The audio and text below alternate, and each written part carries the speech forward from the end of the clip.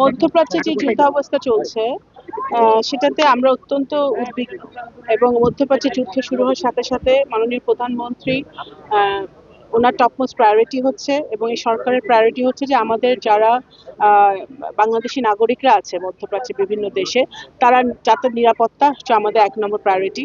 আমরা আমাদের মিশনগুলো সেখানে সকল দেশে অত্যন্ত নিবিড়ভাবে পর্যবেক্ষণ করছে। ওনারা নাগরিকদের সাথে যোগাযোগ রাখছে বাংলাদেশিদের সাথে, তারা যেন নিরাপদে থাকে, তারা যে সকল কর্মসংস্থানে তারা কাজে আছে তারা যেন নিরাপত্তার সাথে কাজ করতে পারে সেটা আমরা আমাদের মিশনগুলো দেখছি।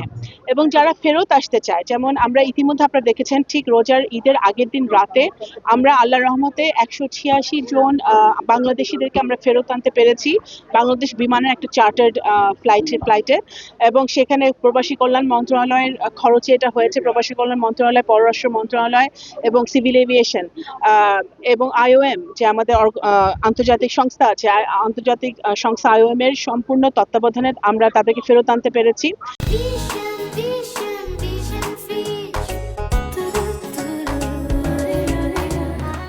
এবং এই সমস্ত দেশ যে সমস্ত দেশে আমাদের বাংলাদেশি ভাইরা আছে, বোনরা আছে, তাদের সহযোগিতা ছিল তাদেরকে ফেরত আনতে। সুতরাং আমরা বাংলাদেশ সরকার অত্যন্ত সচেষ্ট আছি যে আমাদের যেসব ভাইরা বোনরা ফেরত আসতে যাচ্ছে, কারণ এটা বুঝতে হবে যে সবাই কিন্তু ফেরত আসতে চাচ্ছে না, কারণ তারা ওখানে বিভিন্ন চাকরিতে আছে।